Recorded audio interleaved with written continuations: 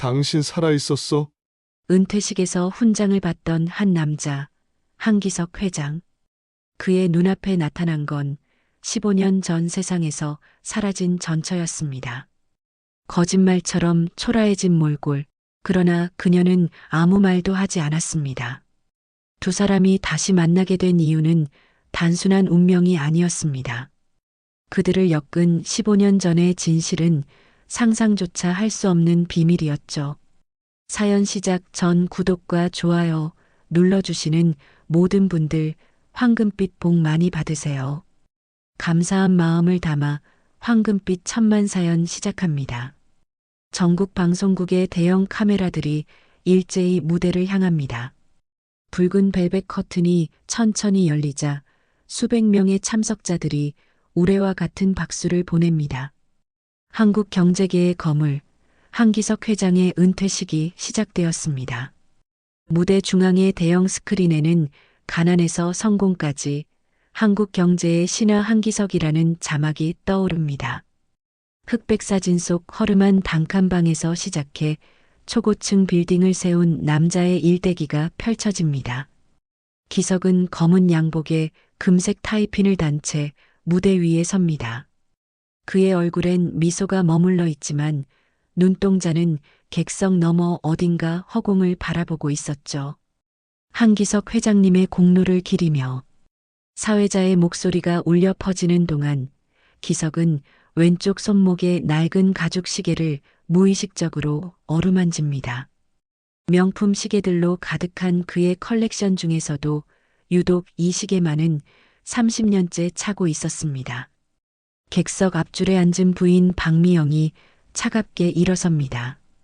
그녀는 남편과 눈도 마주치지 않은 채 비서에게 뭔가 속삭이고는 행사장을 빠져나갑니다. 기석의 미소가 순간 굳어졌다가 다시 영업용 미소로 바뀝니다. 대형 스크린에 영상 통화가 연결됩니다. 아빠, 축하해요. 미안해요. 뉴욕 출장 때문에. 딸 소연의 목소리는 사무적이었습니다. 기계적인 축하 인사만 남기고 화면은 꺼집니다. 수백 명이 모인 자리에서 기석은 홀로 섬처럼 서 있었죠. 회장님, 인생에서 가장 후회되는 일이 무엇입니까? 젊은 기자의 질문에 기석의 손이 미세하게 떨립니다. 마이크를 쥔 손에 힘이 들어가고 입술이 바르르 떨리다가 겨우 입을 엽니다. 후회요? 글쎄요. 성공을 위해서는 어떤 선택도 필요했습니다. 대답은 모호했지만 그의 눈가엔 깊은 그림자가 드리워집니다. 무대 뒤편으로 물러난 기석은 다시 한번 낡은 시계를 만집니다. 시계 뒷면에 희미하게 새겨진 이니셜이 손끝에 닿습니다. JH.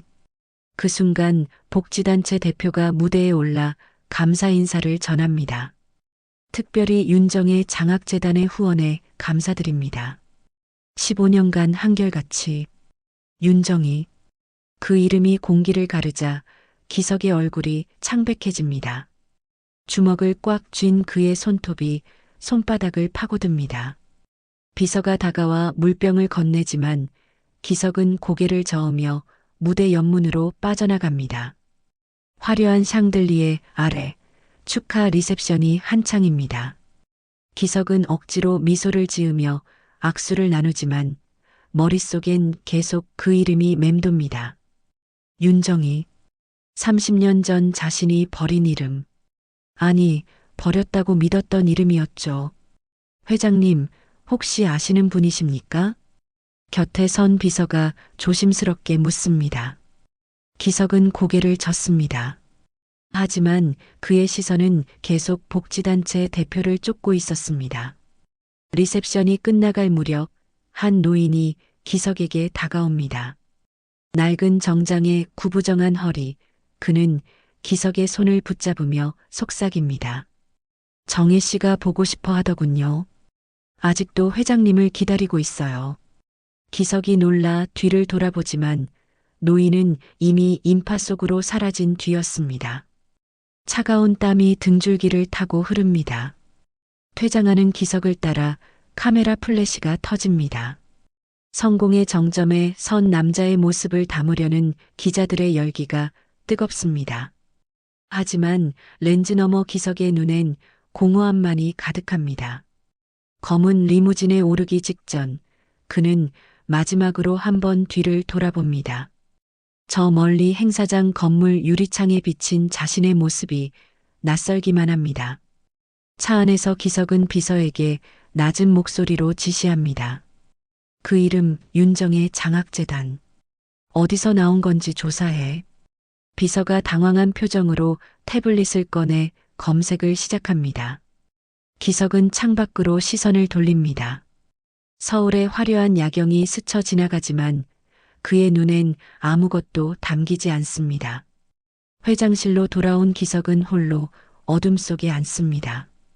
벽면 가득 걸린 상패들과 사진들이 희미한 조명 아래 그림자를 드리웁니다. 그는 서랍 깊숙한 곳에서 낡은 사진 한 장을 꺼냅니다. 젊은 시절의 자신과 한 여인이 환하게 웃고 있는 사진이었죠. 여인의 얼굴 부분은 누군가 일부러 찢어낸 듯 손상되어 있었지만 그녀가 누구인지 기석은 너무나 잘 알고 있었습니다. 정희야. 입 밖으로 새어나온 이름이 텅 빈 사무실에 메아리칩니다. 모든 것을 가진 남자의 독백은 그렇게 어둠 속으로 흩어집니다. 성공이라는 화려한 무대 뒤편에서 과거의 그림자가 서서히 고개를 들기 시작했습니다. 밤 10시가 넘어 기석이 펜트하우스에 도착합니다. 현관문을 열자 거실엔 불이 꺼져 있고 식탁 위엔 차가운 저녁 식사가 그대로 놓여 있었습니다. 부인 미영은 서재에서 노트북을 두드리고 있었죠. 화면엔 주식 차트와 부동산 시세가 빼곡히 떠 있었습니다. 은퇴식은 잘 끝났어요? 미영의 목소리는 건조했습니다. 시선은 여전히 모니터에 고정된 채였죠. 기석이 넥타이를 풀며 소파에 앉자 미영이 비로소 고개를 들어 남편을 바라봅니다. 언론 관리 잘하셔야 해요. 은퇴 후에도 당신 이미지는 회사의 자산이니까. 내일 조간신문 인터뷰 원고 검토했어요? 성공의 비결을 묻는 질문에 뭐라고 답변할 건지 미리 준비하세요. 기석은 아내의 차가운 어조에 익숙한 듯 고개만 끄덕입니다. 거실 벽면에는 수십 개의 상패와 훈장이 진열되어 있었습니다. 대한민국 경제발전 공로상, 올해의 CEO상, 글로벌 경영인상. 화려한 타이틀들이 조명 아래 번쩍이지만 기석의 눈엔 그저 차가운 금속 덩어리로만 보였죠.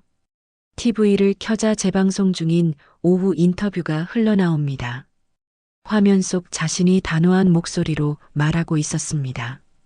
성공에는 냉정함이 필요합니다. 감정에 휘둘리면 판단이 흐려지죠.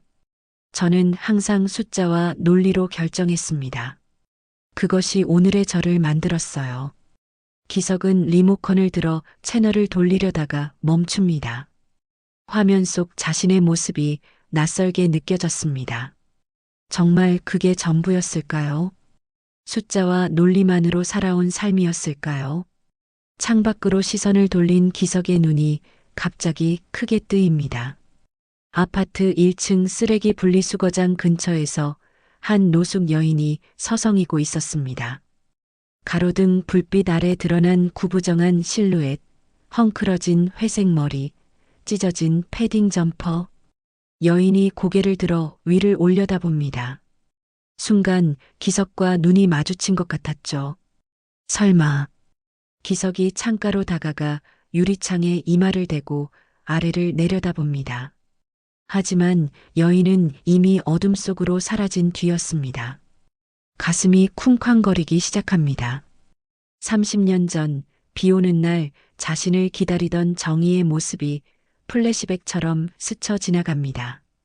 빗속에서 우산도 없이 서 있던 젊은 정희. 흠뻑 젖은 머리를 쓸어 올리며 환하게 웃던 그녀의 얼굴이 선명하게 떠오릅니다. 기석 씨, 밥은 먹었어요? 제가 된장찌개 끓였는데 같이 먹어요.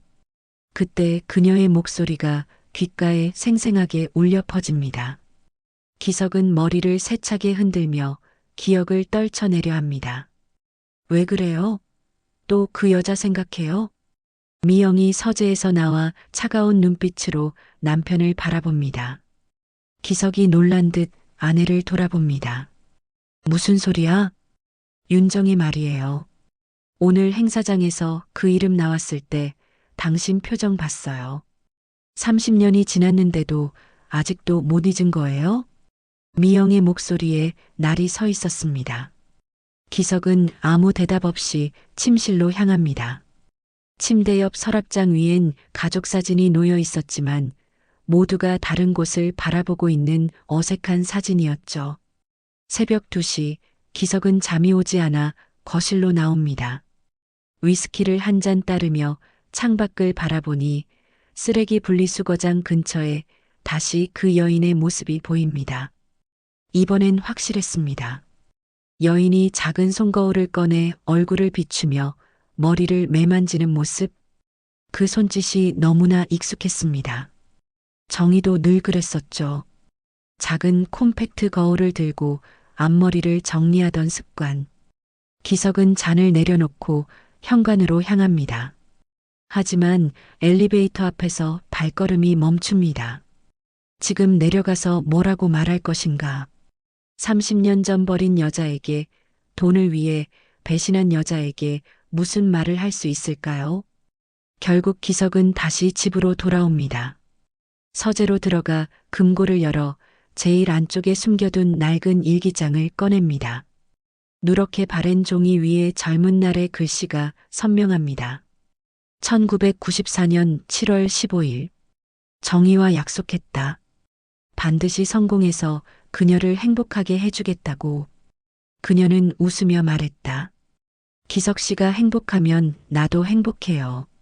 돈이 많고 적고는 상관없어요.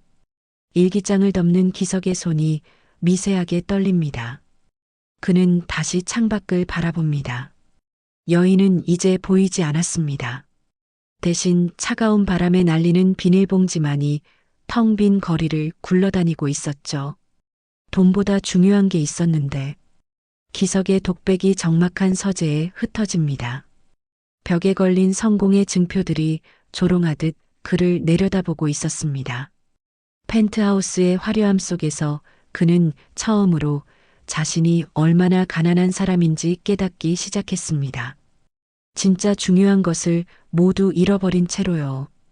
다음 날 아침 7시 기석은 평소보다 일찍 눈을 뜹니다. 어젯밤 본 여인의 모습이 계속 머릿속을 맴돌았죠. 운전기사에게 오늘은 직접 운전하겠다고 말하고 벤츠키를 받아듭니다. 강남대로를 달리던 기석은 삼성역 교차로에서 빨간 신호에 걸려 멈춥니다. 그 순간이었습니다. 횡단보도를 건너는 노숙자, 무리 중에서 어제 그 여인이 보였습니다. 찢어진 패딩에 더러운 운동화, 비닐봉지를 든 손. 여인이 갑자기 휘청거리며 무언가를 떨어뜨립니다. 작은 금속 물체가 아스팔트 위에서 반짝입니다. 머리핀이었습니다. 진주가 박힌 은색 머리핀. 기석의 숨이 멎습니다. 30년 전 결혼을 약속하던 날 정희에게 선물했던 바로 그 머리핀이었죠. 명동 보석상에서 1개월치 월급을 털어 산 것이었습니다.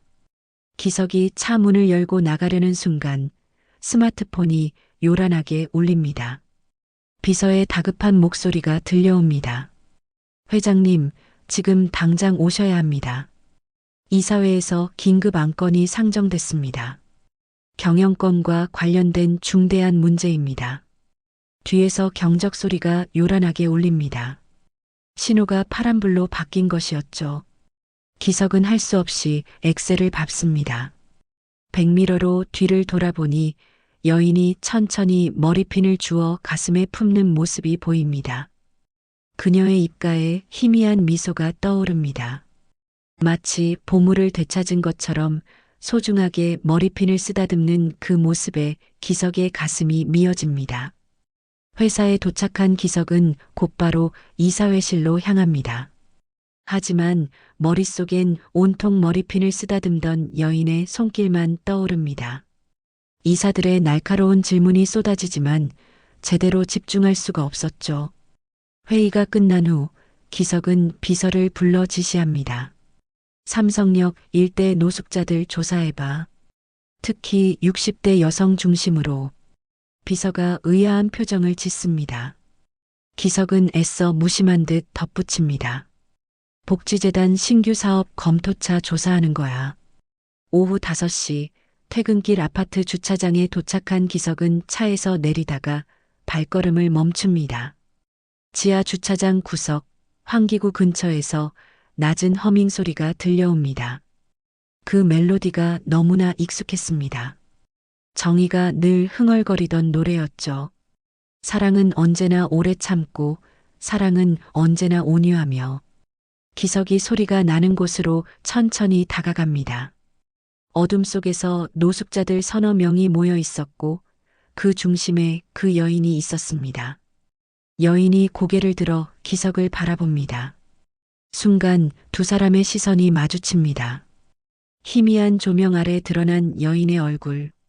주름지고 거칠어진 피부 하지만 그 눈매는 분명 정이었습니다. 기석이 한 발짝 다가서려는 순간 여인이 놀란 듯 자리에서 일어나 뒷걸음질 칩니다. 저 죄송합니다.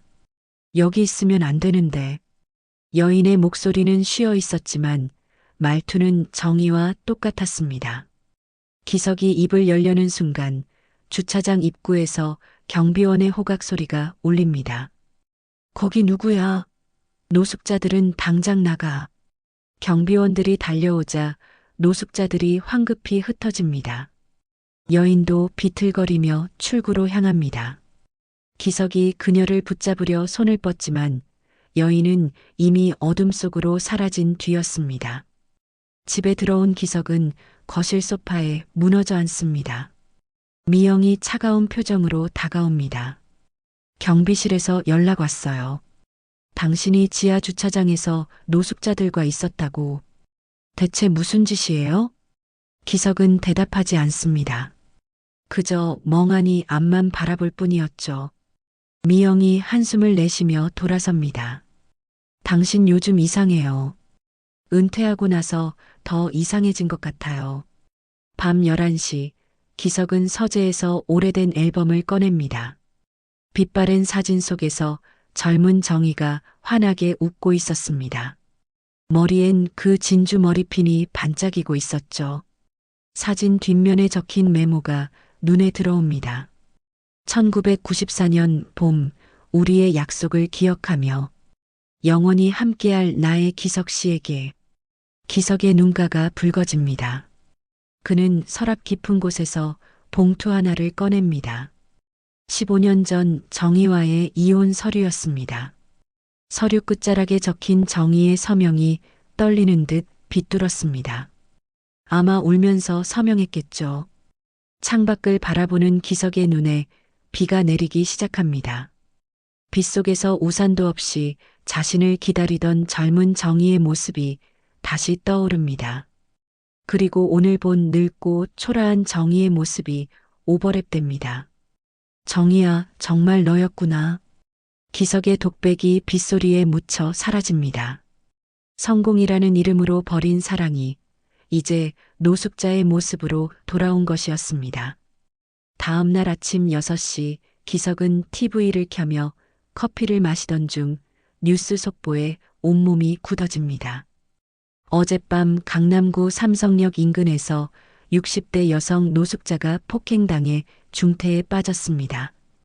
피해자는 의식을 잃은 상태로 병원에 이송됐으며 화면에 나타난 CCTV 영상, 희미하지만 분명했습니다. 진주 머리핀을 한 여인이 젊은 남자들에게 둘러싸여 있었고 누군가 그녀를 밀치자 머리를 콘크리트 바닥에 부딪히며 쓰러집니다. 기석의 손에서 커피잔이 떨어져 바닥에 산산조각이 납니다. 정희. 기석은 옷도 제대로 갈아입지 못한 채 차키를 집어듭니다. 미영이 잠옷 차림으로 나와 소리칩니다. 어디 가는 거예요? 아침 일찍부터. 하지만 기석은 대답도 없이 현관문을 나섭니다. 성모병원 응급실로 달려가는 동안 그의 손은 계속 떨렸습니다. 병원에 도착한 기석은 간호사를 붙잡고 다급하게 묻습니다. 어젯밤에 실려온 노숙자 여성분 어디 있습니까? 중환자실 사무실입니다. 그런데 보호자이신가요? 기석이 잠시 망설입니다. 뭐라고 대답해야 할까요? 전처라고? 아니면 그냥 아는 사람이라고?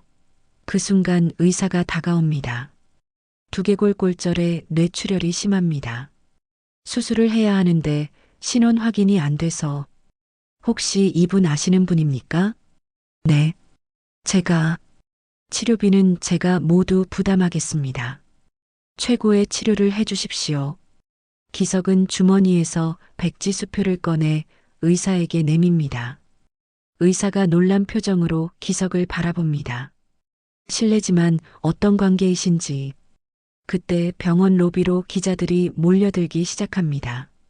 노숙자 폭행 사건이 사회면 톱으로 다뤄지면서 취재 경쟁이 시작된 것이었죠. 한 기자가 기석을 알아봅니다. 저분 한기석 회장 아니신가? 회장님, 여기 웬일이십니까? 카메라 플래시가 터지기 시작합니다. 기석은 황급히 얼굴을 가리며 중환자실로 향합니다. 유리창 너머로 보이는 정의의 모습. 온갖 기계에 둘러싸여 산소호흡기를 단 채 누워 있었습니다. 얼굴은 퉁퉁 부어 있었고 머리엔 붕대가 둘둘 감겨 있었죠. 기석이 유리창에 손을 대고 바라보는데 정의의 입술이 미세하게 움직입니다. 간호사가 놀라 의사를 부릅니다. 의식이 돌아오는 것 같습니다. 기석이 급히 병실로 들어가려 하지만 의료진이 막습니다. 의사가 정의의 귀에 대고 묻습니다. 들리십니까? 이름이 뭐예요? 정의가 힘겹게 눈을 뜨고 초점 없는 시선으로 천장을 바라봅니다. 그리고 아주 작은 목소리로 중얼거립니다. 기석 씨, 미안해요. 의사가 고개를 돌려 기석을 바라봅니다. 기석의 눈에서 눈물이 흘러내립니다. 그 순간 정의가 다시 의식을 잃습니다. 심전도 기계가 요란하게 울리기 시작합니다. 혈압이 떨어집니다. 당장 수술실로. 의료진이 정의를 수술실로 옮기는 동안 기석은 복도에 무너져 앉습니다. 그때 누군가 기석의 어깨를 두드립니다. 고개를 들어보니 50대 중반의 남자가 서 있었습니다. 한기석 회장님이시죠? 저는 박철수라고 합니다. 정혜 씨와 같은 쉼터에 있었어요. 기석이 벌떡 일어섭니다. 정의를 아십니까? 그녀가 어떻게 지냈는지. 철수가 씁쓸한 표정을 지으며 고개를 끄덕입니다. 정희 씨는 늘 회장님 얘기를 하셨어요. 기석 씨가 잘 지내는지, 행복한지 궁금하다고. 신문에서 회장님 기사가 나올 때마다 오려서 간직하고 계셨죠. 기석의 다리에 힘이 풀립니다. 철수가 주머니에서 작은 봉투를 꺼내 건넵니다. 이건 정혜 씨가 항상 품고 다니던 겁니다. 혹시 모르니 회장님이 가지고 계세요. 봉투 안에는 낡은 사진 한 장과 접힌 종이가 들어 있었습니다. 사진은 젊은 시절 기석과 정의가 함께 찍은 것이었고 종이엔 떨리는 글씨로 이렇게 적혀 있었습니다. 기석 씨, 당신이 행복하기만을 바라요. 내가 당신 곁을 떠난 건 당신의 성공을 위해서였어요. 미워하지 마세요. 기석이 종이를 쥔 채 흐느낍니다. 그때 비서가 황급히 달려옵니다. 회장님, 지금 언론에서 난리입니다. 회장님이 노숙자 여성과 특별한 관계라는 추측 기사가 나오고 있습니다. 당장 해명을 하셔야. 하지만 기석은 아무 말도 하지 않습니다. 그저 수술실 불빛만 멍하니 바라볼 뿐이었죠. 6시간이 지나고 드디어 수술실 문이 열립니다. 의사가 지친 얼굴로 나옵니다. 수술은 성공적이었습니다. 하지만 언제 깨어날지는 장담할 수 없습니다. 기석은 그 자리에 주저앉습니다. 성공을 위해 버렸던 여인이 이제 죽음의 문턱에서 자신의 이름을 부르고 있었습니다. 병원에서 돌아온 기석은 현관문을 열자마자 미영의 차가운 시선과 마주칩니다. 거실 테이블 위엔 여러 신문들이 펼쳐져 있었습니다. 한기석 회장, 노숙자, 여성병원비 전액 부담, 재벌 회장과 노숙자의 수상한 관계 같은 자극적인 헤드라인이 큼지막하게 박혀 있었죠.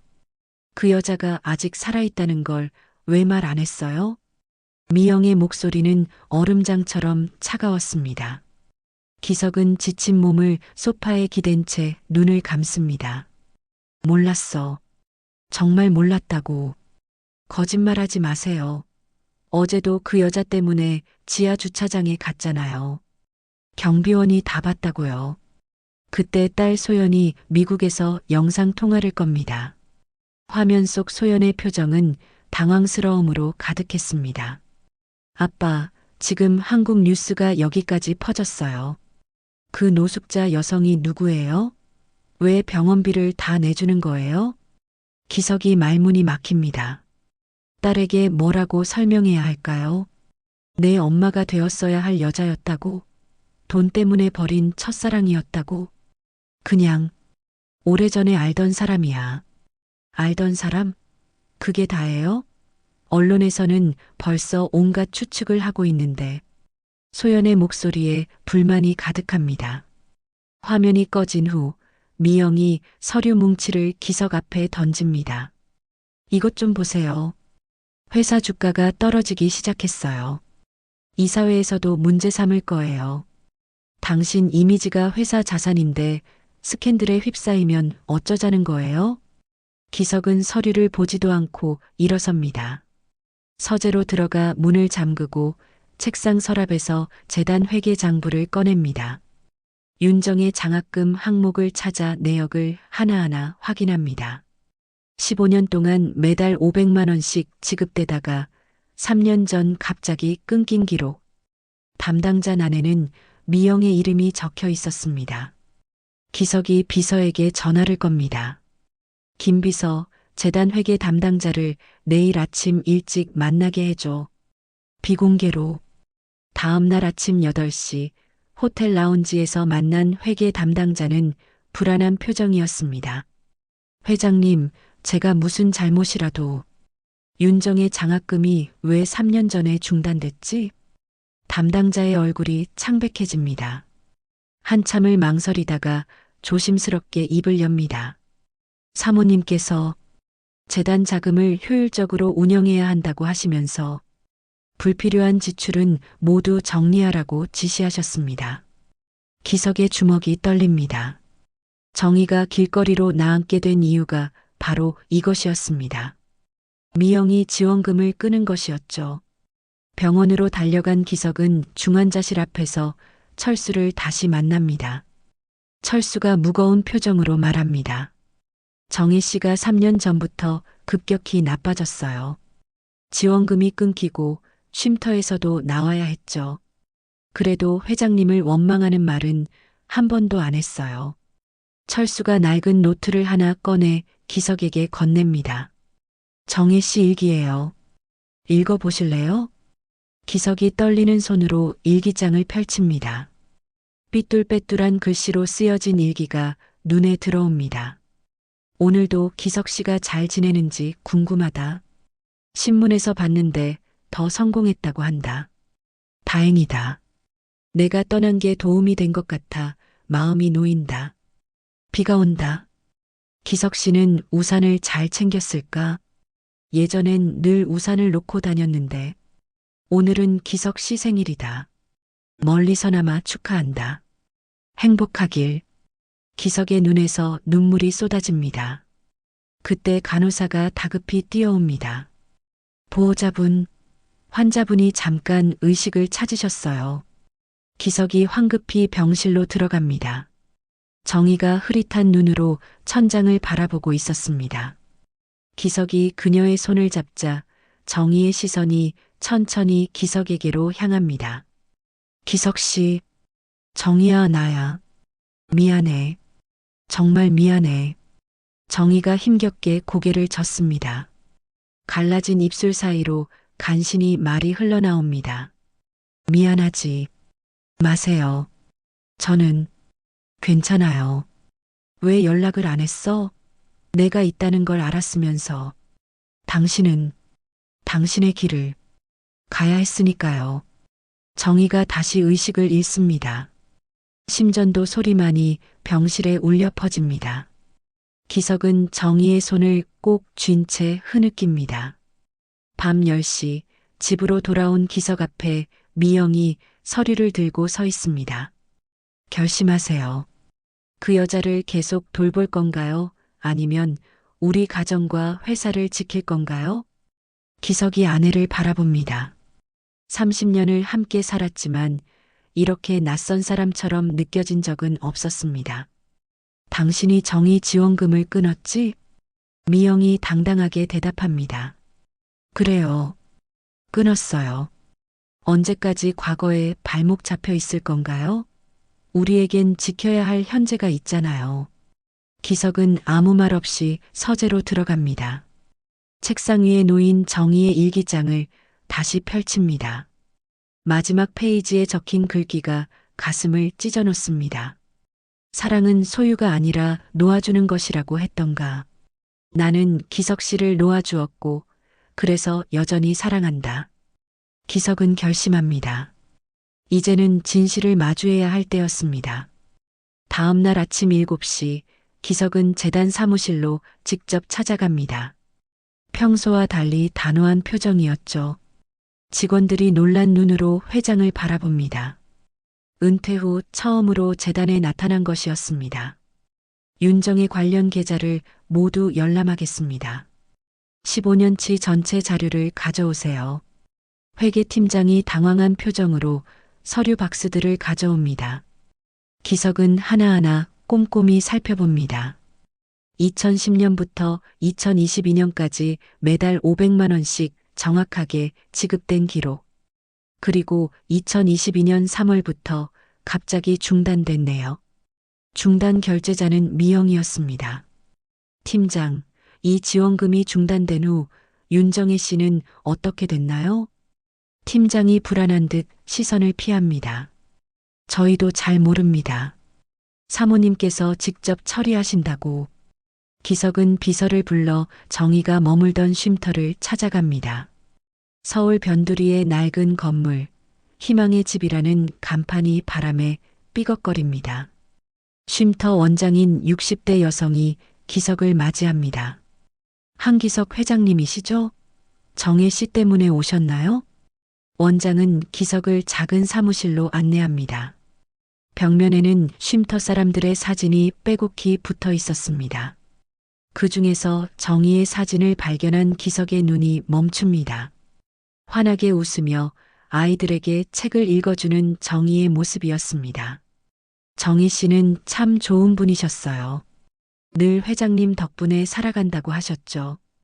회장님이 보내주신 후원금으로 다른 노숙자들도 도우셨고요. 다른 사람들도요?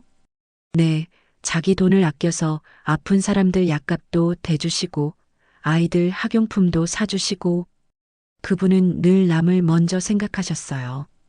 원장이 낡은 상자를 하나 꺼내옵니다. 정희의 유품이었습니다. 기석이 조심스럽게 상자를 열자 오래된 물건들이 나타납니다. 바렌 스카프, 낡은 지갑, 그리고 기석의 사진들이 가득한 스크랩북이었습니다. 3년 전 지원이 끊긴 후로 정희 씨가 급격히 쇠약해지셨어요. 쉼터에서도 나가야 했고 거리에서 지내시다가 원장의 목소리가 떨립니다. 기석은 스크랩북을 넘기며 눈시울이 붉어집니다. 자신의 성공을 다룬 기사마다 빨간 펜으로 축하해요. 자랑스러워요. 같은 메모가 적혀 있었습니다. 그때 쉼터 복도에서 아이들 목소리가 들려옵니다. 정희 할머니가 우리한테 사준 크레파스로 그림 그렸어요. 기석이 복도로 나가자 10살쯤 된 남자아이가 그림을 들고 있었습니다. 아이가 그린 그림 아래엔 사람은 버려지지 않는다라는 글씨가 삐뚤빼뚤하게 적혀 있었습니다. 이 말은 누가 가르쳐 준 거니? 정희 할머니요. 할머니가 늘 그러셨어요. 사람은 절대 버려지는 게 아니래요. 잠시 길을 잃었을 뿐이래요. 기석의 가슴이 무너져 내립니다. 자신이 버린 여자가 끝까지 자신을 버리지 않았던 것입니다. 재단으로 돌아온 기석은 팀장에게 지시합니다. 윤정혜 씨 계좌 지금 당장 복구하세요. 그리고 밀린 3년치를 일시불로 지급하고요. 하지만 사모님께서 내가 설립자입니다. 내 지시를 따르세요. 기석은 재단 금고실로 들어갑니다. 그리고 깊숙한 곳에 보관된 오래된 서류철을 꺼냅니다. 1995년 재단 설립 당시 문서였습니다. 첫 페이지에 적힌 설립 목적이 눈에 들어옵니다. 사랑하는 사람과의 약속을 지키기 위해 어려운 이들을 돕는 재단을 설립한다. 윤정희. 그 옆에 작은 글씨로 메모가 적혀 있었습니다. 정희야, 우리의 꿈을 여기에 담았어. 기석 자신의 필체였습니다. 그때 비서가 급히 들어옵니다. 회장님, 지금 본사 이사회에서 난리입니다. 회장님과 노숙자 여성의 관계를 문제 삼아 긴급 이사회를 소집했습니다. 기석은 담담하게 고개를 끄덕입니다. 그래, 이제 숨길 필요도 없겠군. 이사회실로 향하는 기석의 발걸음은 흔들림이 없었습니다.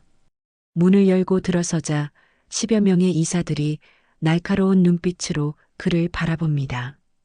한기석 회장, 당신의 사생활이 회사 이미지를 실추시키고 있습니다. 해명하십시오. 기석이 단상에 오릅니다. 그리고 천천히 입을 엽니다.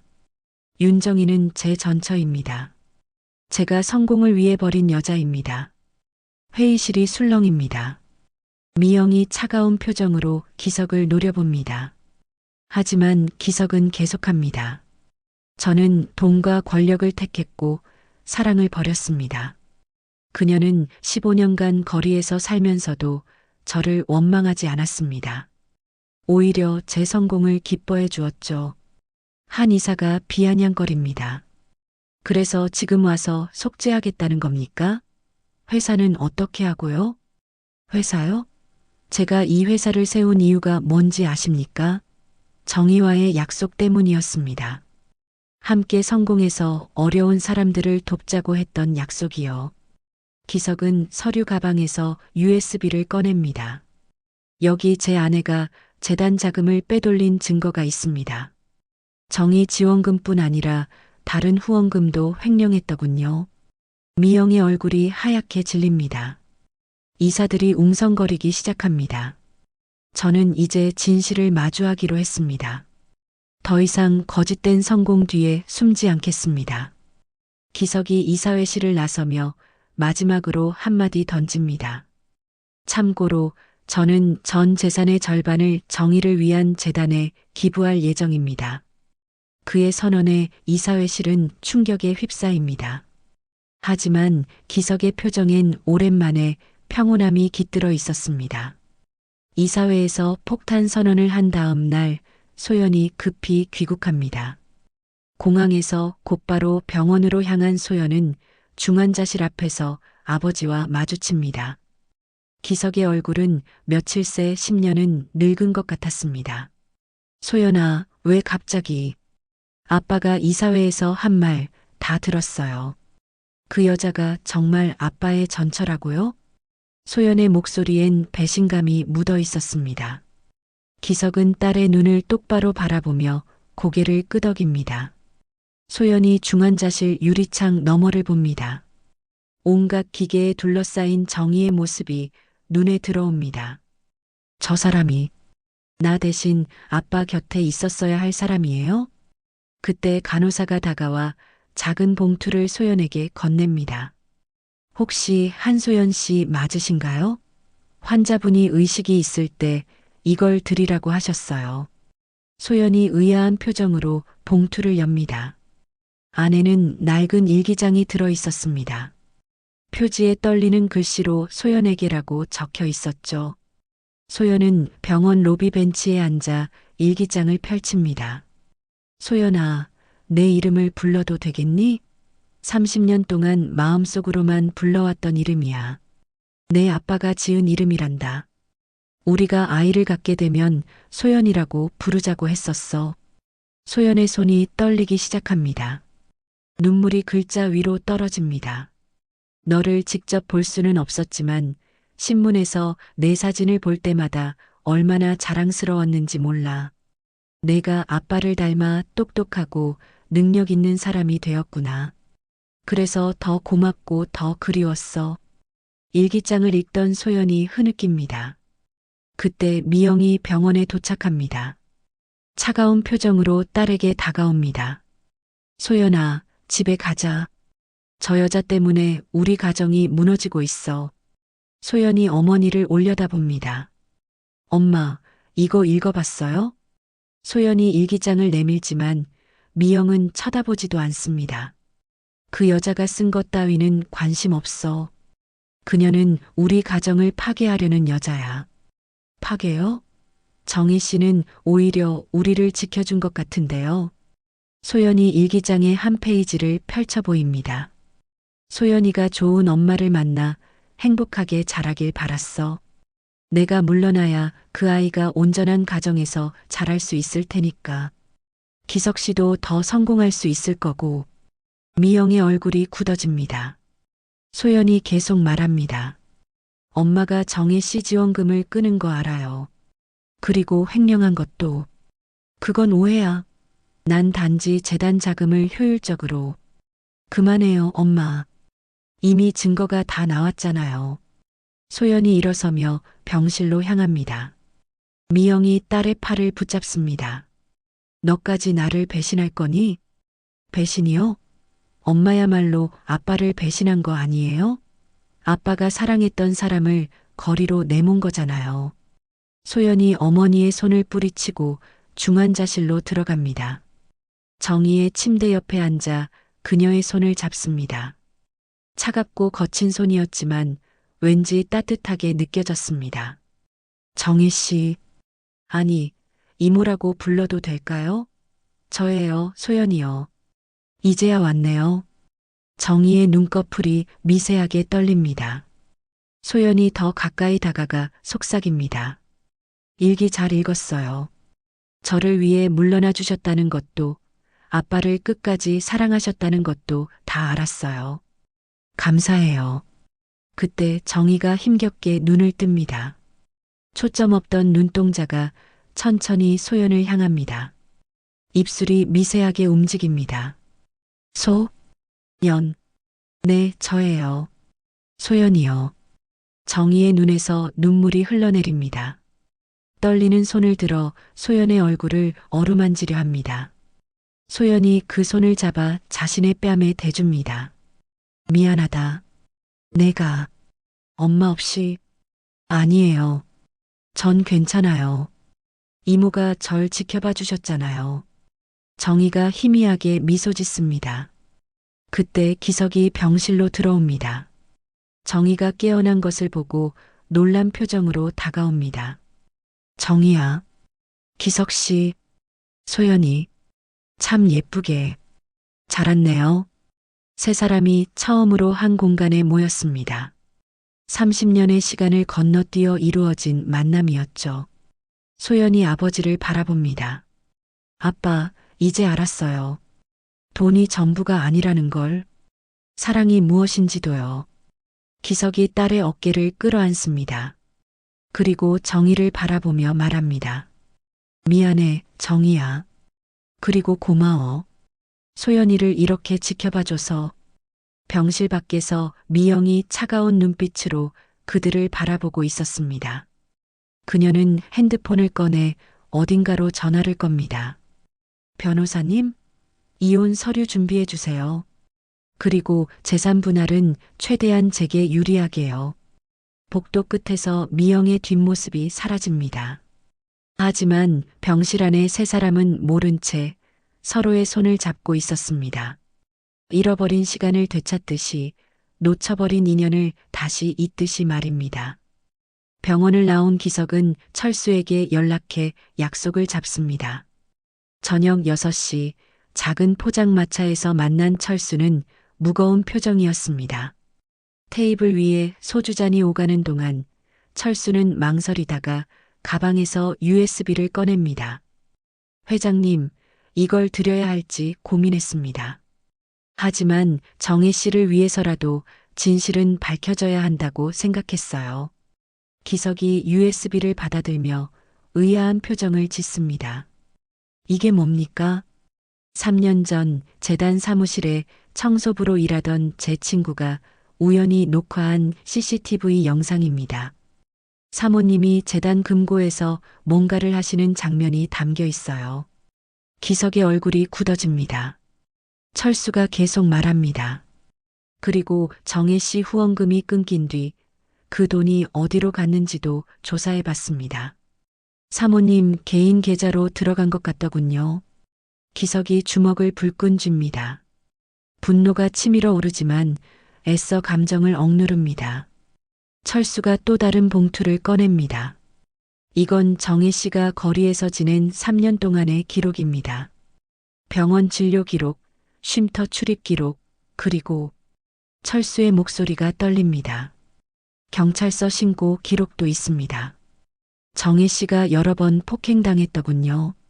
하지만 신원이 확인되지 않아 제대로 된 조치를 받지 못했어요. 기석의 눈시울이 붉어집니다. 자신이 편안하게 잠들어 있을 때 정희는 거리에서 폭행당하고 있었던 것입니다. 다음 날 아침 기석은 비서와 함께 검찰청을 찾아갑니다. USB와 관련 서류들을 제출하며 미영의 횡령 사건을 정식으로 고발합니다. 검사는 자료를 검토하며 고개를 끄덕입니다. 증거가 확실하네요. 곧 수사에 착수하겠습니다. 검찰청을 나온 기석에게 비서가 조심스럽게 말합니다. 회장님, 이렇게 되면 언론에서 상관없어. 이제 진실을 숨기지 않을 거야. 그 시각 언론사 사회부 기자 한 명이 익명의 제보를 받습니다. 봉투 안에는 미영의 횡령 증거와 함께 충격적인 내용이 담겨 있었습니다. 재단 자금 10억 원 이상이 미영의 개인 계좌로 빠져나간 내역이었죠. 오후 2시 긴급 속보가 터집니다. 한기석 재단 횡령 사건, 박미영 여사가 주범으로 지목. 노숙자 지원금 포함 10억 원 이상 횡령 의혹. 기석의 휴대폰이 쉴 새 없이 울립니다. 이사회, 언론사, 지인들의 전화가 폭주합니다. 하지만 기석은 전화를 꺼버리고 병원으로 향합니다. 병실에 도착하자 소연이 정혜 곁을 지키고 있었습니다. 소연이 아버지를 보며 말합니다. 아빠 뉴스 봤어요. 엄마가 정말 그런 일을. 미안하다, 소연아. 내 엄마를 이렇게. 아니에요. 진실은 밝혀져야 해요. 정희 이모가 억울하게 고통받은 것도 다 엄마 때문이잖아요. 그때 정희가 눈을 뜹니다. TV에서 흘러나오는 뉴스 소리를 듣고 불안한 표정을 짓습니다. 기석 씨, 괜찮아요. 쟤 때문에 가정이 깨지면. 기석이 정희의 손을 잡습니다. 내 때문이 아니야. 이미 깨질 대로 깨진 가정이었어. 겉으로만 유지하고 있었을 뿐이지. 저녁 무렵 미영이 변호사들을 대동하고 병원에 나타납니다. 그녀의 표정은 도끼로 가득했습니다. 한기석, 당신이 날 검찰에 고발했다고? 당신이 한 일에 대한 대가를 받는 거요. 내가 한 일?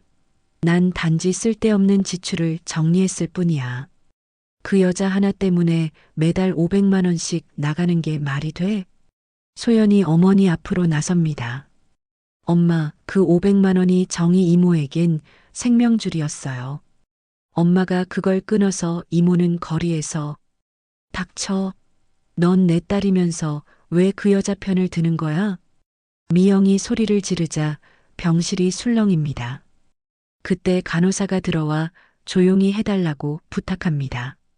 미영은 기석에게 서류 봉투를 던집니다. 이혼 서류야. 재산 분할은 법정에서 끝까지 싸울 거니까 각오해. 미영이 병실을 나가려는 순간 정희가 힘겹게 입을 엽니다. 미영 씨, 미안해요. 미영이 돌아서며 비웃습니다. 미안하다고? 뭐가 미안한데? 내 남편을 빼앗으려 한 게 아니에요. 당신이 불행해 보여서 미안해요. 미영의 얼굴이 일그러집니다. 분노와 당황이 뒤섞인 표정으로 병실을 뛰쳐나갑니다. 밤 9시 기석은 재단 이사진을 긴급 소집합니다. 회의실에 모인 이사들 앞에서 기석은 담담하게 말합니다. 저는 모든 직책에서 물러나겠습니다.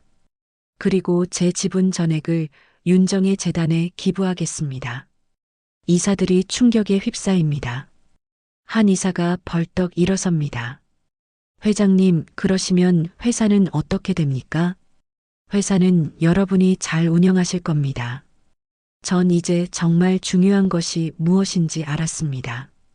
기석이 서류에 서명을 하고 회의실을 나섭니다. 복도에서 기다리던 비서가 걱정스러운 표정으로 묻습니다. 회장님, 정말 괜찮으신 겁니까? 기석이 처음으로 진심 어린 미소를 짓습니다. 김 비서, 난 지금이 30년 만에 가장 편안해. 병원으로 돌아온 기석은 정희의 곁에 앉습니다. 정희가 약하게 미소 지으며 속삭입니다. 기석 씨, 이제 자유로워졌네요. 응, 이제야 진짜 자유를 찾은 것 같아. 창밖엔 별이 빛나고 있었습니다. 30년 만에 다시 찾은 사랑이 이제야 제자리를 찾아가고 있었습니다. 횡령 스캔들이 터진 지 일주일이 지났습니다. 언론은 연일 기석과 미영의 이혼 소송, 그리고 노숙자였던 전처 이야기로 도배됩니다. 아침 뉴스에선 패널들이 열띤 토론을 벌이고 있었습니다. 한기석 회장이 재산을 노숙자 전처에게 바친다고요? 이건 침해 아닙니까? 30년 전에 이혼한 여자를 위해 모든 걸 버린다니 정상적인 판단이라고 볼 수 없죠. 병실 TV에서 흘러나오는 소리에 기석은 리모컨을 들어 채널을 끕니다. 정희가 침대에서 힘겹게 몸을 일으키려 하자 기석이 부축합니다. 기석 씨, 내 때문에 이렇게 아니야. 이건 내가 선택한 거야. 그때 병실 문이 거칠게 열리며 기자들이 몰려듭니다. 카메라 플래시가 터지기 시작합니다. 한 회장님, 정말 치매 검사를 받으실 생각은 없으신가요? 전처를 위해 재산을 포기하는 이유가 뭡니까? 죄책감 때문입니까? 아니면 아직도 사랑하기 때문입니까? 경호원들이 기자들을 밀어내려 하지만 역부족입니다.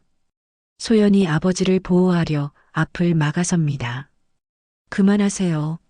아버지는 정상이에요. 오히려 지금이 가장 제정신이신 거예요. 한 기자가 비웃듯 묻습니다. 따님도 아버지를 따라 노숙자들이나 돕고 사실 건가요? 소연의 얼굴이 붉어집니다. 그 순간 정희가 침대에서 일어나 비틀거리며 기자들 앞으로 나섭니다. 제발 그만하세요. 이 사람은 좋은 사람이에요. 정희가 쓰러지려 하자 기석이 황급히 그녀를 안습니다. 기자들은 아랑곳하지 않고 계속 질문을 퍼붓습니다. 오후가 되자 인터넷은 기석을 조롱하는 댓글로 가득 찹니다. 노망난 재벌, 거지 사랑에 빠진 바보, 치매 회장 같은 표현들이 난무합니다. 회사 주가는 연일 폭락하고 거래처들은 계약 해지를 통보해 옵니다. 저녁 6시 이사회가 긴급 소집됩니다. 이사진들의 표정은 살벌했습니다. 수석 이사가 일어나 기석을 가리킵니다. 한기석, 당신 때문에 회사가 망하고 있소. 당장 그 미친 짓을 멈추시오.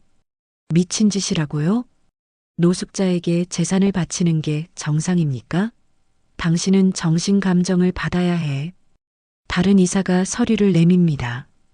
이건 당신을 경영 무능력자로 법원에 신청하는 서류요. 서명하시오. 기석이 서류를 찢어버립니다. 내 재산을 어떻게 쓰든 그건 내 자유입니다. 자유. 당신 혼자 망하는 건 상관없지만 회사까지 망치는 건 용납 못해. 그때 미영이 변호사들과 함께 회의실에 들어옵니다. 그녀의 입가엔 승리의 미소가 번집니다. 여러분, 제가 해결책을 가져왔어요.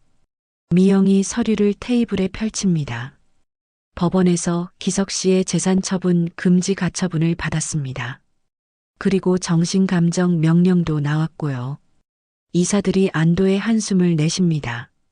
기석은 담담하게 미영을 바라봅니다. 당신이 원하는 게 뭐요?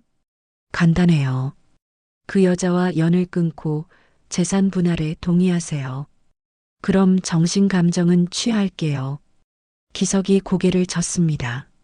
실소. 회의실이 술렁입니다. 미영의 얼굴이 일그러집니다. 그럼 당신은 정신병원에 갇히게 될 거예요. 그게 원하는 거예요? 기석이 일어서며 말합니다. 30년 동안 나는 성공이라는 정신병원에 갇혀 있었소. 이제야 자유를 찾았는데 진짜 정신병원쯤이야 무섭지 않소? 기석이 회의실을 나가려 하자 경비원들이 막아섭니다. 수석 이사가 차가운 목소리로 말합니다. 유감이지만 법원 명령이 있을 때까지 회장님은 여기 계셔야 합니다. 그 시각 병원에서 소연이 정의를 간호하고 있었습니다. TV에선 속보가 흘러나옵니다.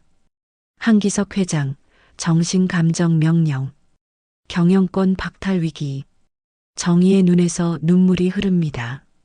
내 때문에, 다 내 때문에. 소연이 정의의 손을 꼭 잡습니다. 아니에요, 이모. 이건 아빠가 선택한 거예요. 처음으로 스스로 선택한 삶이에요. 밤 10시 기석은 회사 회장실에 감금된 채 창밖을 바라봅니다. 서울의 야경이 화려하게 빛나지만 그에겐 감옥의 철창처럼 보일 뿐이었습니다. 핸드폰이 울립니다. 소연의 문자였습니다. 아빠, 힘내세요. 정희 이모도 아빠를 기다리고 있어요. 온 세상이 아빠를 미쳤다고 해도 저는 알아요. 아빠가 지금 가장 제정신이라는 걸. 기석의 입가에 쓸쓸한 미소가 번집니다. 세상의 심판이 시작됐지만 그는 처음으로 마음이 평온했습니다. 돈과 명예를 잃어가는 대신 진짜 자신을 찾아가고 있었으니까요. 정신감정 명령이 떨어진 지 사흘째, 기석은 법원이 지정한 정신과 의사 앞에 앉아 있었습니다.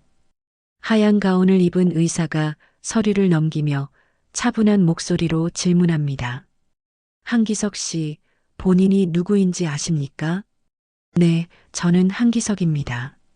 노숙자였던 전처에게 재산을 기부하려는 이유가 뭡니까? 사랑하기 때문입니다. 그리고 제가 그녀에게 진 빚을 갚는 겁니다. 의사가 고개를 갸웃거립니다. 미영과 이사진이 유리창 너머에서 지켜보고 있었습니다. 의사가 계속 질문합니다. 30년 전에 이혼한 여성을 아직도 사랑한다는 게 현실적인가요? 현실적이지 않아도 진실입니다. 검사가 끝난 후 의사는 미영과 이사진을 불러 결과를 전합니다. 의학적으로는 정상입니다. 다만 판단력이 감정에 치우쳐 있다고 볼 수는 있습니다. 미영이 의사를 압박합니다. 그럼 경영 무능력자로 판정할 수 있는 거죠? 그건 제 영역이 아닙니다. 법원이 판단할 문제죠. 그날 오후 언론은 기석을 더욱 거세게 공격합니다. 유명 경제평론가가 TV에 나와 신랄하게 비판합니다. 한기석은 대한민국 경제계의 수치입니다. 노숙자 하나에 미쳐서 수천 명의 직원과 주주를 배신했습니다.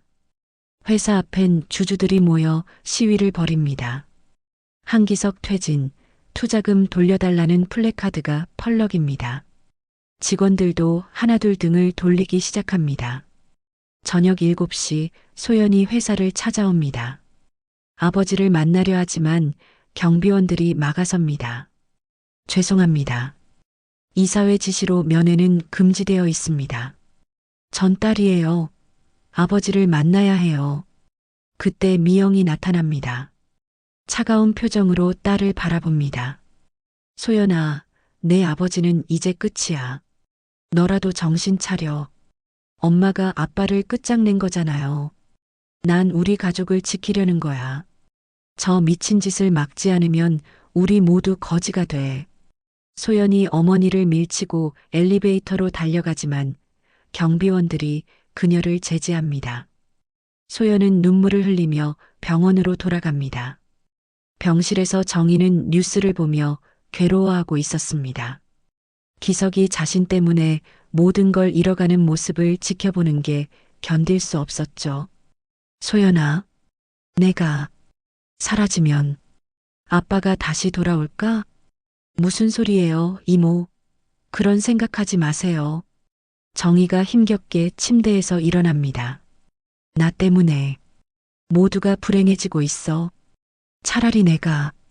그때 정희의 심박수가 급격히 떨어집니다. 심전도 기계가 요란하게 울리기 시작합니다. 의료진이 달려와 응급처치를 시작합니다. 혈압이 계속 떨어집니다. 쇼크 상태예요.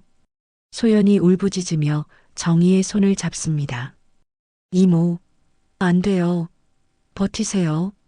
아빠가 곧 올 거예요. 한편 회장실에 갇혀 있던 기석은 비서로부터 정희의 위급 소식을 전해 듣습니다. 그는 문을 두드리며 소리칩니다. 나를 내보내. 정희가 위험해. 하지만 문은 굳게 잠겨 있었습니다.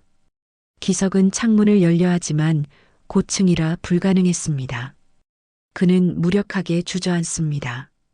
밤 11시 이사회가 다시 소집됩니다. 수석 이사가 서류를 내밉니다. 한기석 회장, 당신은 이제 끝입니다.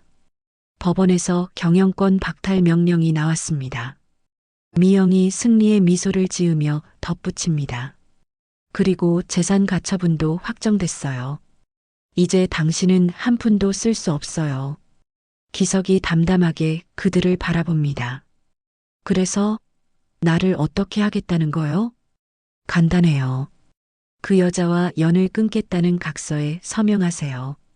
그럼 최소한의 생활비는 보장해 드릴게요. 기석이 조용히 고개를 젓습니다. 죽어도 실소. 이사진이 술렁입니다. 한 이사가 분노에 찬 목소리로 외칩니다. 당신 때문에 회사가 망하고 있어. 주가는 반토막 났고 거래처는 다 떠났어. 그게 내 책임인가요? 당신들이 욕심 때문에 자초한 일 아닙니까? 미영이 날카롭게 말합니다. 좋아요. 그럼 법적으로 끝까지 가죠. 당신은 아무것도 없는 빈털터리가 될 거예요. 그때 비서가 급히 들어와 기석에게 귓속 말합니다. 정희의 상태가 매우 위독하다는 소식이었습니다. 기석의 얼굴이 창백해집니다. 제발 나를 보내줘요. 정희를 만나야 해요. 하지만 이사진은 차갑게 등을 돌립니다. 기석은 무너져 내린 채 창밖을 바라봅니다. 저 멀리 병원 건물이 보였지만 그곳에 갈 수 없었습니다. 모든 것이 무너지는 순간이었습니다. 새벽 3시 비서가 위험을 무릅쓰고 회장실 문을 열어줍니다. 기석은 황급히 병원으로 달려갑니다. 갑자기 쏟아지기 시작한 폭우 속을 뚫고 택시를 타고 가는 동안 그의 가슴은 불안으로 가득 찼습니다. 병원에 도착한 기석은 숨을 헐떡이며 중환자실로 뛰어갑니다. 복도에서 소연이 울고 있었습니다. 딸의 모습을 본 순간 기석은 모든 것을 직감합니다. 소연아, 정희가, 아빠, 이모가, 의식이 안 돌아와요. 기석이 중환자실로 들어가자 의사가 고개를 젓습니다. 뇌사 판정 직전입니다. 기적이 일어나지 않는 한 기석이 정희의 침대 곁으로 다가갑니다. 산소호흡기에 의지한 채 누워있는 정희의 얼굴은 평온해 보였습니다.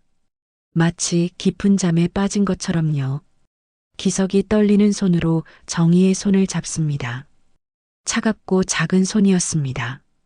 정희야, 나야, 기석이야. 정희의 눈꺼풀이 미세하게 떨립니다. 간호사가 놀라며 의사를 부릅니다. 의식이 돌아오는 것 같습니다. 정희가 힘겹게 눈을 뜹니다. 초점을 맞추기 힘들어 하다가 천천히 기석을 바라봅니다.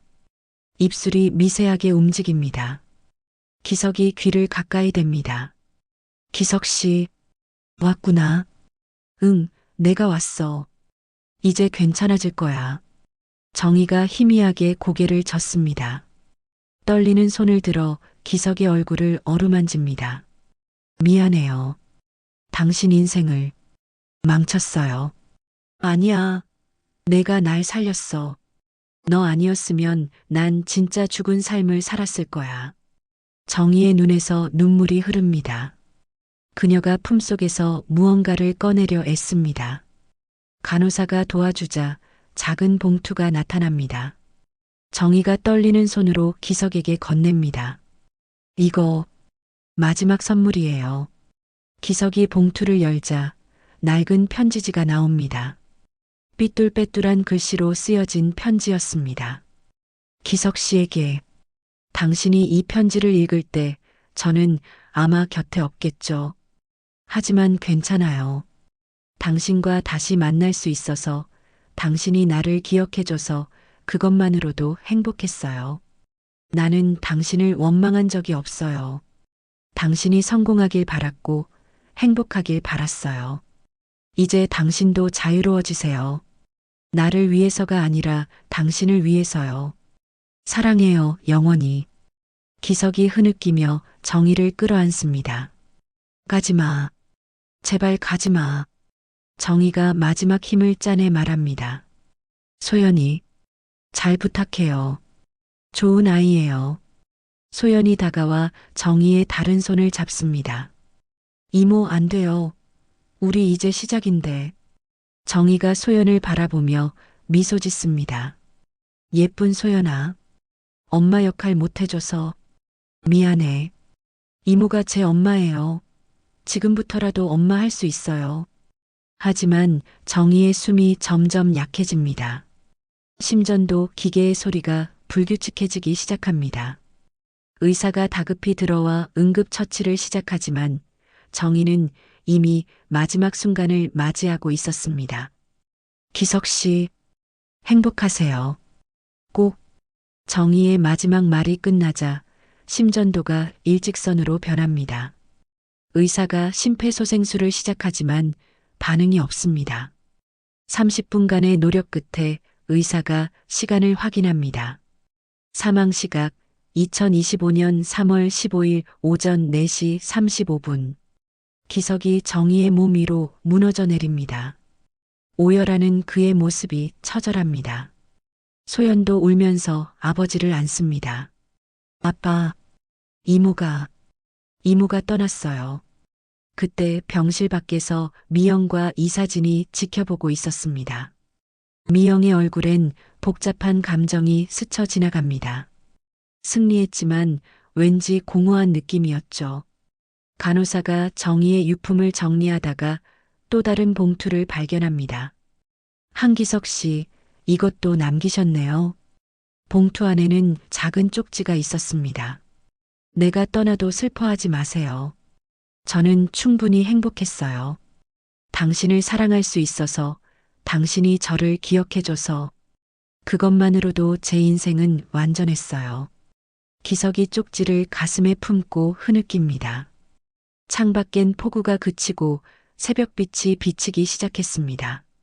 하지만 기석의 세상은 이제 완전한 어둠 속으로 빠져들었습니다. 사랑하는 사람을 2번 잃은 남자의 절망이 병실을 가득 채웠습니다.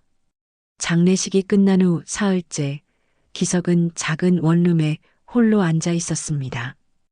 회사와 재산을 모두 잃고 찾은 곳이었죠. 벽에는 정희와 함께 찍었던 낡은 사진 한 장만이 걸려 있었습니다. 그는 정희가 남긴 마지막 편지를 다시 펼쳐봅니다. 편지지 뒷면에 연필로 희미하게 적힌 글씨를 발견합니다. 햇빛에 비춰보니 글자가 드러났습니다. 기석 씨, 혹시 이 글을 발견한다면 나는 당신을 원망하지 않아요. 당신이 행복하길 바랄 뿐이에요. 우리가 함께하지 못한 30년 그 시간도 나에겐 소중했어요. 멀리서나마 당신을 사랑할 수 있었으니까요. 기석의 손이 떨립니다. 편지지가 눈물에 젖어갑니다. 그때 문을 두드리는 소리가 들립니다. 소연이 들어와 아버지 옆에 앉습니다. 아빠, 며칠째 아무것도 안 드셨죠? 소연이 가져온 도시락을 내밉니다. 된장찌개와 계란말이, 김치가 담겨 있었습니다. 정희가 생전에 자주 만들어줬다던 음식들이었죠. 이모가 쉼터에서 자주 해주셨대요. 레시피를 배워왔어요. 기석이 딸을 바라봅니다. 소연의 눈에도 그리움이 가득했습니다. 소연아, 아빠가 미안해. 왜요? 아빠는 처음으로 진짜 사랑을 선택한 거잖아요. 소연이 가방에서 낡은 노트를 꺼냅니다. 이거 이모 짐을 정리하다가 발견했어요. 아빠한테 쓴 편지들이에요. 붙이지 못한. 기석이 노트를 받아 펼칩니다. 수백 통의 편지가 빼곡히 적혀 있었습니다. 날짜를 보니 이혼 후부터 최근까지 30년간 꾸준히 쓴 것이었습니다. 1995년 4월 3일. 기석 씨, 오늘은 비가 왔어요. 당신은 우산을 챙겼을까요? 2001년 12월 25일. 성탄절이에요. 당신은 가족과 행복한 시간을 보내고 있겠죠? 나도 멀리서 축복해요. 2010년 7월 15일. 오늘은 우리가 만난 지 40년이 되는 날이에요. 당신은 기억하고 있을까요? 2024년 1월 1일. 새해예요. 올해도 당신이 건강하고 행복하길 바라요. 편지를 읽던 기석이 무너져 내립니다. 30년 동안 단 하루도 빠짐없이 자신을 생각했던 정희. 그녀는 진정한 사랑이 무엇인지 몸소 보여줬던 것입니다. 그때 철수가 찾아옵니다. 그의 손엔 작은 상자가 들려 있었습니다. 회장님, 이건 정희 씨가 마지막까지 간직했던 물건들이에요. 상자를 열자 기석이 준 반지, 머리핀, 그리고 함께 찍은 사진들이 나옵니다. 모두 비닐에 곱게 쌓여 있었습니다.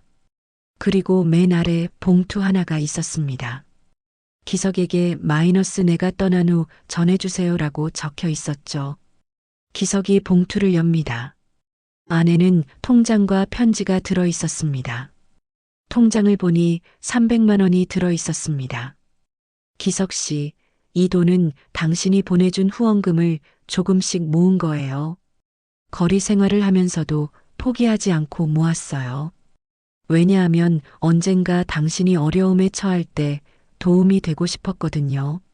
많지 않지만 당신이 다시 시작하는데 보태세요. 기석이 통장을 가슴에 품고 오열합니다. 자신은 억만금을 가지고도 인색했는데 정희는 거리에서도 나눔을 실천했던 것입니다. 저녁 무렵 미영이 원룸을 찾아옵니다. 화려했던 모습은 사라지고 초췌한 얼굴이었습니다. 검찰 조사를 받고 있어요. 아마 실형을 받을 거예요. 기석이 조용히 그녀를 바라봅니다. 미영이 한숨을 쉬며 앉습니다. 그 여자, 정말 당신을 사랑했나 보네요. 30년을 기다리다니. 미영 씨도 나름대로 최선을 다했을 거요. 미영이 씁쓸하게 웃습니다. 최선? 난 돈과 명예만 쫓았어요. 그게 행복인 줄 알았죠. 하지만 지금 남은 건 아무것도 없네요. 미영이 일어서며 마지막으로 말합니다. 그 여자가 부러워요. 진짜 사랑을 했으니까. 그리고 당신도 비로소 자유로워 보이네요. 미영이 떠난 후 기석은 창밖을 바라봅니다. 노을이 지는 하늘이 붉게 물들어 있었습니다. 정희가 좋아했다던 저녁 노을이었죠. 정희야, 나는 이제 어떻게 살아야 할까? 바람이 창문을 스치며 마치 정의가 대답하는 것 같았습니다. 당신답게 그리고 사랑하며 사세요. 기석은 정의의 편지를 다시 읽습니다. 마지막 문장이 가슴에 새겨집니다. 사랑은 소유가 아니라 기다림이고 성공은 돈이 아니라 마음의 평화예요. 기석 씨, 이제 진짜 인생을 시작하세요. 나는 늘 당신 곁에 있을게요. 정희가 떠난 지 6개월이 지난 가을날, 기석은 작은 사무실에서 서류를 정리하고 있었습니다. 윤정의 희망재단이라는 간판이 달린 소박한 공간이었죠. 정희가 남긴 300만 원과 소연의 도움으로 시작한 새로운 도전이었습니다. 문이 열리며 철수가 들어옵니다. 그의 표정은 밝았습니다. 회장님, 좋은 소식이 있어요. 한 대기업에서 후원 의사를 밝혔습니다. 기석이 놀란 눈으로 철수를 바라봅니다. 철수가 서류를 건네며 설명합니다. 정혜 씨 이야기가 알려지면서 많은 사람들이 감동받았대요. 특히 젊은 세대들 사이에서 진정한 사랑의 상징이 되었다고 합니다. 기석은 후원 신청서를 보며 눈시울이 붉어집니다. 금액란에 10억 원이 적혀 있었습니다. 후원자 이름은 뜻밖에도 그의 옛 부하 직원이었죠. 김 전무가. 그가 이렇게까지. 그때 소연이 화난 표정으로 들어옵니다. 아빠, 대박 사건이 터졌어요. 소연이 태블릿을 보여줍니다. 화면엔 한기석 전 회장 무혐의, 박미영 징역 5년 확정이라는 기사가 떠 있었습니다. 엄마의 횡령이 모두 밝혀졌어요. 그리고 법원에서 아빠의 재산 처분 금지도 해제했대요. 기석은 담담하게 고개를 끄덕입니다. 이제 그에게 재산은 더 이상 중요하지 않았습니다. 오히려 가벼운 마음으로 새 인생을 시작할 수 있게 되어 감사했죠. 오후 2시 재단 첫 번째 사업 설명회가 열립니다. 작은 강당이지만 100여 명의 사람들로 가득 찼습니다. 노숙자, 사회복지사, 후원자들이 한자리에 모였습니다. 기석이 단상에 올라 마이크를 잡습니다. 떨리는 목소리로 말을 시작합니다. 안녕하세요. 저는 한때 돈과 성공만 쫓던 바보였습니다. 하지만 한 여인이 제게 진정한 삶이 무엇인지 가르쳐 줬습니다. 청중이 조용히 경청합니다. 기석이 정의의 사진을 화면에 띄웁니다. 윤정희. 제가 버린 여인이지만 끝까지 저를 사랑해준 사람입니다. 그녀는 거리에서도 남을 돕고 나누며 살았습니다. 이 재단은 그녀의 정신을 이어받아 만들었습니다. 박수가 터져 나옵니다. 한 노숙자가 손을 들어 질문합니다. 회장님, 저희 같은 사람도 정말 도움받을 수 있나요? 물론입니다. 정의가 늘 말했죠. 사람은 버려지지 않는다고. 단지 잠시 길을 잃었을 뿐이라고. 설명회가 끝난 후 기석은 정의의 묘지를 찾습니다. 작은 비석 앞에 국화꽃을 내려놓습니다. 비석엔 사랑으로 살다간 윤정이라고 새겨져 있었습니다. 정의야, 재단이 드디어 시작됐어. 내가 꿈꾸던 세상을 만들어 갈게. 바람이 불어 나뭇잎이 춤을 춥니다. 마치 정의가 대답하는 것 같았죠. 기석은 묘지 앞에 앉아 정의가 좋아했던 노래를 흥얼거립니다. 저녁 무렵 기석은 쉼터를 방문합니다. 아이들이 그를 반갑게 맞이합니다. 할아버지, 오늘도 이야기 들려주실 거예요? 기석이 아이들을 모아놓고 이야기를 시작합니다. 옛날에 한 남자가 있었어요. 돈이 최고인 줄 알았던 바보였죠. 하지만 아이들의 눈이 반짝입니다. 기석은 정의와의 이야기를 동화처럼 들려줍니다. 사랑과 용서, 그리고 나눔의 가치를 담아서요. 밤 9시 원룸으로 돌아온 기석은 일기를 씁니다. 오늘부터 새로운 삶이 시작됐다. 돈과 명예는 잃었지만 진짜 나를 찾았다. 정의가 가르쳐준 사랑을 실천하며 살아갈 것이다. 이것이 그녀에 대한 진정한 속죄이자 사랑의 완성이다. 창밖엔 별이 빛나고 있었습니다. 기석은 하늘을 바라보며 속삭입니다. 정희야, 이제야 내가 말한 진짜 성공이 뭔지 알 것 같아. 사랑하고 나누며 사는 것. 그게 진짜 부자가 되는 길이었어. 그때 핸드폰이 울립니다. 모르는 번호였습니다. 전화를 받자 떨리는 목소리가 들려옵니다. 저, 정희 언니의 딸이에요. 언니가 돌아가시기 전에 저를 찾아오셨어요. 그리고 당신 얘기를 많이 하셨어요. 기석의 심장이 멎는 듯합니다. 정희에게 딸이 있었다는 사실을 처음 알게 된 순간이었습니다. 다음 날 오전 10시 기석은 떨리는 마음으로 약속 장소인 작은 카페에 들어섭니다. 구석자리에 30살쯤 되어 보이는 여성이 앉아 있었습니다. 정희의 눈매를 닮은 그녀를 보자 기석의 숨이 멎는 듯 했습니다. 안녕하세요. 저는 윤수진이에요. 정희 언니, 아니, 어머니의 딸입니다. 수진의 목소리가 떨렸습니다. 기석이 조심스럽게 맞은편에 앉습니다. 정희가 딸이 있다는 얘기는 한 번도 어머니는 저를 숨기셨어요. 아버님께 짐이 되고 싶지 않으셨대요. 수진이 낡은 사진첩을 꺼내 펼칩니다. 어린 수진과 정희가 함께 찍은 사진들이었습니다. 배경은 늘 허름한 곳이었지만 두 사람의 표정은 밝았습니다. 어머니는 저를 고아원에 맡기셨어요. 하지만 매달 찾아오셨죠. 후원금으로 제 학비를 대주시고 멀리서나마 지켜봐 주셨어요. 기석의 눈에서 눈물이 흐릅니다. 정희는 자신의 딸마저 포기하면서 그를 위해 물러났던 것입니다. 미안합니다. 내가 정희와 헤어지지 않았다면. 수진이 고개를 젓습니다. 어머니는 늘 말씀하셨어요. 아버님은 좋은 분이라고. 단지 시대가 그랬고 상황이 그랬을 뿐이라고요. 수진이 봉투를 하나 꺼냅니다. 이건 어머니가 돌아가시기 일주일 전에 저한테 주신 거예요. 아버님께 꼭 전해드리라고 하셨어요. 기석이 봉투를 열자 USB와 편지가 나옵니다. 편지를 펼치니 정희의 마지막 글이 적혀 있었습니다. 기석 씨, 수진이는 당신 딸이 아니에요. 당신과 헤어진 후에 만난 사람과의 아이예요. 하지만 그 사람은 저를 버렸고 저는 홀로 아이를 낳았죠. 수진이를 고아원에 맡긴 건 당신에게 부담을 주고 싶지 않아서였어요. 이제 수진이를 부탁해요. 제가 못다한 엄마 역할을 당신이 아버지가 되어주세요. 기석이 USB를 확인하자 동영상 파일이 있었습니다. 병상의 정희가 마지막으로 남긴 영상이었죠.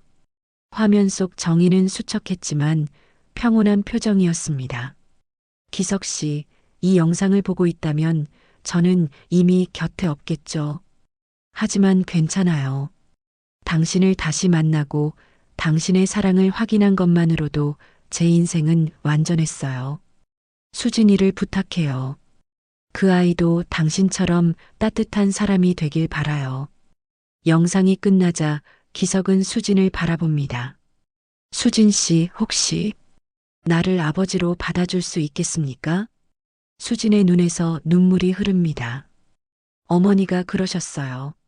아버님은 세상에서 가장 따뜻한 분이라고. 제가 아버지라고 불러도 될까요? 기석이 수진의 손을 잡습니다. 30년의 시간을 건너 이어진 인연이었습니다. 오후에는 수진과 함께 재단을 둘러봅니다. 소연이 그들을 맞이합니다. 언니가 수진 씨예요? 정희 이모가 말씀하신. 두 자매 아닌 자매가 포옹합니다. 소연이 밝게 웃으며 말합니다. 이제 우리도 가족이에요. 이모가 하늘에서 기뻐하실 거예요. 저녁 무렵 재단 개소식이 열립니다. 수백 명의 후원자와 수혜자들이 모였습니다. 기석이 단상에 올라 마이크를 잡습니다. 오늘은 특별한 날입니다. 단순히 재단이 시작되는 날이 아니라 정의의 사랑이 세상에 퍼져나가는 날입니다. 기석이 수진을 소개합니다. 이분은 윤수진 씨입니다. 정의의 딸이자 이제 제 딸이 된 사람입니다. 앞으로 재단을 함께 이끌어갈 동반자입니다. 박수가 터져 나옵니다. 수진이 마이크를 받아 떨리는 목소리로 말합니다. 어머니는 늘 말씀하셨어요. 사랑은 나누면 나눌수록 커진다고. 이 재단을 통해 어머니의 사랑을 더 많은 사람들과 나누고 싶습니다. 개소식이 끝난 후 세 사람은 정의의 묘지를 찾습니다. 석양이 비추는 묘비 앞에서 기석이 말합니다. 정의야, 수진이를 만났어. 이제 우리 모두 가족이 됐어. 내가 못다 이룬 꿈, 우리가 이어갈게. 바람이 불어 꽃잎이 날립니다. 마치 정의가 축복하는 것 같았죠. 밤이 되어 집으로 돌아온 기석은 일기장에 마지막 문장을 적습니다. 오늘로 긴 여정이 끝났다. 아니, 새로운 시작이다. 돈과 성공을 쫓다 잃어버린 사랑을 되찾았고 진정한 가족을 얻었다. 정의가 남긴 가장 큰 선물은 용서와 사랑이었다. 이제 그 사랑을 세상에 전하며 살아갈 것이다. 이것이 진정한 성공이고 진짜 행복이다. 5년 후 2025년 봄 윤정의 희망재단은 이제 전국 10개 도시에 지부를 둔 큰 조직이 되었습니다. 서울 본부 건물 앞에는 정의의 동상이 서 있었고 그 아래엔 사랑은 사라져도 마음은 남는다라는 문구가 새겨져 있었습니다. 아침 8시 기석은 75의 나이에도 정정한 모습으로 재단 사무실에 출근합니다. 책상 위엔 전국 각지에서 온 감사 편지들이 쌓여 있었습니다. 노숙자에서 사업가가 된 사람, 절망에서 희망을 찾은 가족들의 이야기가 가득했죠. 수진이 커피를 들고 들어옵니다. 이제 재단 이사장이 된 그녀의 표정은 밝고 당당했습니다. 아버지, 오늘 KBS에서 다큐멘터리 촬영 나온대요. 정의 어머니와 아버지의 이야기를 전국에 방송한다고 합니다. 기석이 미소 지으며 고개를 끄덕입니다. 그의 책상엔 정의와 함께 찍은 젊은 시절 사진이 새 액자에 담겨 있었습니다. 오래전 찢어졌던 부분도 복원되어 두 사람의 행복한 미소가 완전하게 드러나 있었죠. 오전 10시 재단 강당에서 특별 행사가 열립니다. 제5회 윤정의 사랑상 시상식이었습니다. 매년 남을 위해 헌신한 사람들에게 주는 상이었죠. 기석이 단상에 올라 수상자에게 상패를 전달합니다. 이 상은 단순한 상이 아닙니다.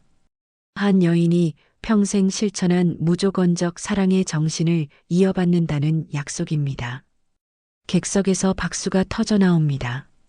소연과 수진이 나란히 앉아 아버지를 자랑스럽게 바라보고 있었습니다. 그들 옆엔 소연의 남편과 갓 태어난 아기도 있었죠. 아기의 이름은 정이었습니다. 점심시간 기석은 쉼터 식당에서 봉사자들과 함께 배식을 합니다. 한 노숙자가 기석을 알아보고 인사합니다. 회장님, 덕분에 새 삶을 찾았습니다. 감사합니다. 아닙니다. 정의가 늘 말했죠. 우리는 모두 서로를 돕는 가족이라고. 오후 3시 미영이 재단을 찾아옵니다. 5년의 복역을 마치고 출소한 그녀는 많이 변해 있었습니다. 화려함은 사라졌지만 눈빛은 오히려 편안해 보였습니다. 기석 씨, 잘 지내셨어요? 미영 씨도 건강해 보이네요. 미영이 봉투를 내밉니다. 작은 후원금이에요. 감옥에서 일해서 모은 돈입니다. 정혜 씨에 대한 속죄라고 생각해 주세요. 기석이 봉투를 받으며 고개를 끄덕입니다. 두 사람은 더 이상 부부는 아니었지만 이제는 서로를 이해하는 사이가 되었습니다. 저녁 6시 정의의 묘지. 기석과 수진, 소연 가족이 모여 있었습니다. 묘비 앞엔 화사한 봄꽃이 가득했죠. 소연이 아기를 안고 묘비에 말을 겁니다. 이모, 이 아이가 정의예요. 이모 이름을 따서 지었어요. 이모처럼 사랑이 많은 사람으로 키울게요. 바람이 불어 꽃잎이 아기의 볼에 닿습니다. 아기가 까르르 웃자 모두의 얼굴에 미소가 번집니다.